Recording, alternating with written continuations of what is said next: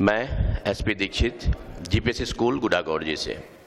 बेटे, इसके पहले अपन ने एजी बायोलॉजी में जो अध्याय अपना जो 14 चल रहा है, जो लास्ट है अध्याय, इसमें जो है, इसमें मैंने बताया था आपको राजस्थान में मछली पालन की संभावनाएं। ये टॉपिक अपना चल रहा था, पिछले वीडियो में मैंने ये बताया था, उसमें ये पूरा नहीं हुआ था, ठीक है ना। तो इसी से संबंधित मैं आगे आपको बताता हूँ। अगर अपन देखें राजस्थान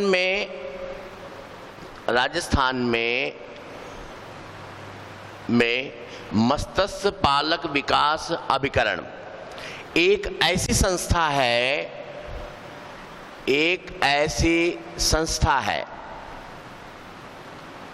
समझ में आ रहा है। एक ऐसी कमेटी बनाई गई है जो अपन कह सकते हैं मछली पालन के लिए, मतलब ये जो है मछली पालन के लिए प्रोत्साहन,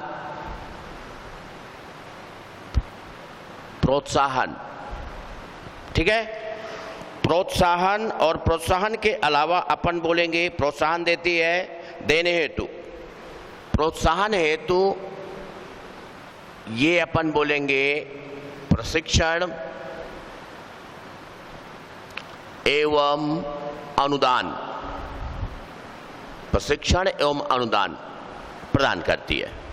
समझ में आ रहा है। मैंने आपको बताया कि मत्स्य पालक विकास अभिकरण एक ऐसी संस्था है जो मछली पालन को प्रोत्साहित करती है और प्रोत्साहन हेतु अपन बोलेंगे प्रशिक्षण भी देती है और इसके अलावा आर्थिक सहायता करती है, जिससे अपन बोलेंगे मछली पालन को बढ़ावा मिलता है। इसके अलावा जिला ग्रामीण बैंक,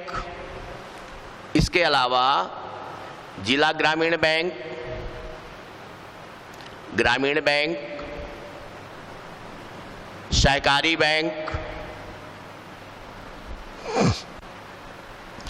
बैंक और सहकारी बैंक के अलावा अपन बोलेंगे राष्ट्रीय कृषि विकास बैंक, राष्ट्रीय कृषि विकास बैंक, ठीक है। राष्ट्रीय कृषि विकास बैंक अपन बोलेंगे ये सब जो बैंकें हैं ये अपन बोलेंगे अनेक कार्यों के लिए सहायता करती है, अनेक कार्यों के लिए सहायता प्रदान करती है और उसी के साथ साथ अनेक कार्यों में अपन बोलेंगे ये मछली पालन के लिए भी अपन बोलेंगे ये सहायता करती है। मतलब मछली पालन के लिए भी ये क्या करती है, ये अनुदान प्राप्त करती है, जिससे कि अपन बोलेंगे मछली पालन को क्या है, बढ़ावा मिल सके, ठीक है। इसी तरह अगर अपन देखें राजस्थान में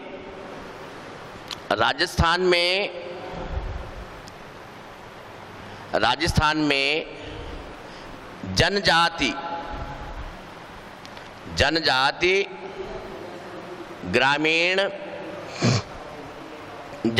ग्रामीण जनजाति क्षेत्रीय विकास संघ लिमिटेड, जनजातीय क्षेत्रीय विकास संघ लिमिटेड, इसको अगर अपन शॉर्टकट में अगर अपन बोलेंगे तो राजस संघ,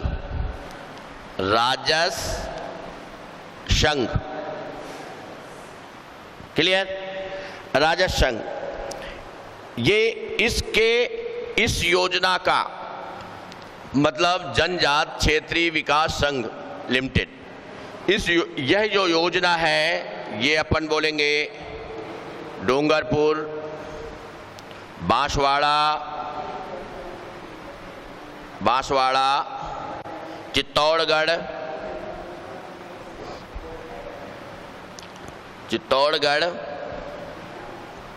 ठीक है, चित्तौड़गढ़, इनमें अपन बोलेंगे ये योजनाएं जो है ये अपन बोलेंगे इनको, सिरोही भी है, सिरोही, कोटा, सिरोही और ये आपका कोटा, इनमें अपन बोलेंगे यह योजना चलाई जा रही है और इस योजना के अंतर्गत अपन बोलेंगे मत्स्य पालन में अधिक प्रोग्रेस हुई है या अपन बोलेंगे अधिक तरक्की हुई है।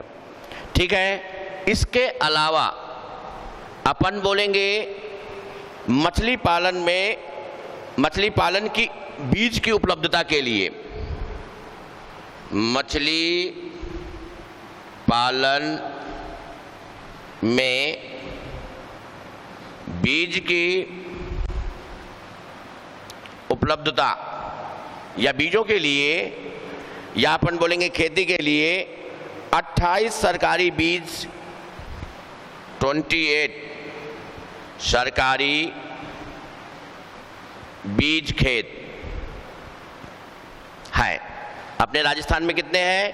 अपने राजस्थान में अपन बोलेंगे मछली पालन के लिए बीज उपलब्धता के लिए हमारे राजस्थान में 28 सरकारी बीज केंद्र हैं।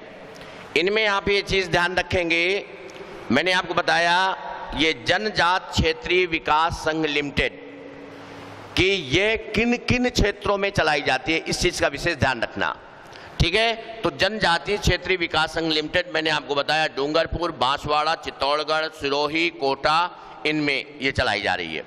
इसके अलावा अगर आपसे पूछा जाता है कि राजस्थान में बीजों की उपलब्धता के लिए अपन बोलेंगे कितने सरकारी बीज केंद्र हैं, तो आप ध्यान रखेंगे 28 में से ध्यान रखें ये निम्नवत हैं, कुछ तो अपन बोलेंगे कार्यात्मक है और कुछ अर्ध कार्यात्मक। कार्यात्मक रूप में अगर अपन देखें जो अपन बोलेंगे पूर्ण रूप से कार्य कर रहे हैं, इनमें से अगर अपन देखें जो पहला है आपका मत्स्य पालन कॉलेज उदयपुर, मत्स्य पालन समझ में आ रहा है, इसमें से मत्स्य पालन कॉलेज उदयपुर सही है, सबसे पहला है कॉलेज उदयपुर। इसके अलावा दूसरा अगर अपन देखें तो दूसरे में आप ध्यान रखेंगे ये है चौहान मछली हैचरी, चौहान मछली हैचरी, चौहान मछली हैचरी हनुमानगढ़,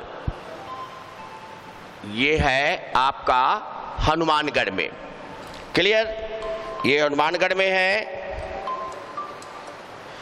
और इसके अलावा अगर अपन देखें तीसरा आरटी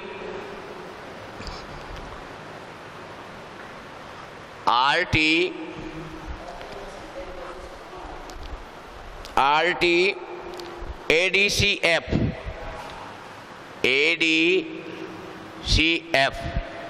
ये अपन बोलेंगे बीज केंद्र है हैचरी।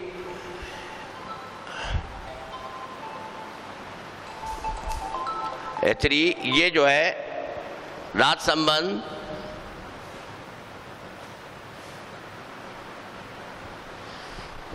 में है और इसमें आप ध्यान रखेंगे ये जो है उदयपुर, ये उदयपुर में दो हो गए, मत्स्य पालन का कॉलेज उदयपुर और RT ADCF हैचरी राजसमंद का उदयपुर। क्लियर।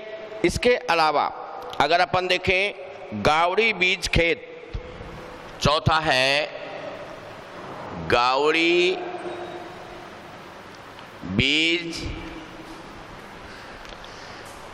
बीज खेत भीलवाड़ा में है ये। ठीक है। पांचवा है आपका बेटे, इसमें अगर अपन देखें तो कासिमपुर राष्ट्रीय बीज खेत, कासिमपुर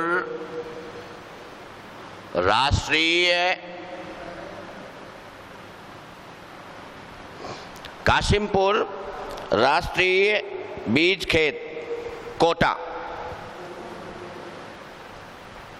ये बेटे कोटा में है। क्लियर? इसके अलावा छठा है आपका शूर सागर कोटा। शूर सागर कोटा। क्लियर? शूर सागर कोटा। तो कोटा में भी कितने हैं? 2 हैं। उदयपुर में कितने हैं? 2 हैं। ठीक है? ये तो है आपके जो पूर्ण रूप से कार्य कर रहे हैं।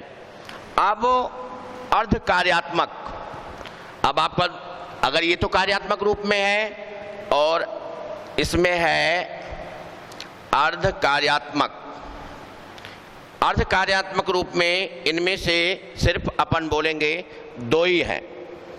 इनमें से एक तो है भीमपुर राष्ट्रीय, भीमपुर राष्ट्रीय बीज खेत, भीमपुर राष्ट्रीय बीज खेत बांसवाड़ा। ठीक है बेटे? और लास्ट इसमें है आपका सिलजेट बीज खेत अलवर, सिलजेट बीज खेत अलवर। ये है बेटे आपके जो बीज खेतों के बारे में मैंने आपको बताया। तो बाकी तो आपके हो गए 6 कार्यात्मक रूप से और 2 अर्ध कार्यात्मक रूप से। ठीक है? Okay, thank you.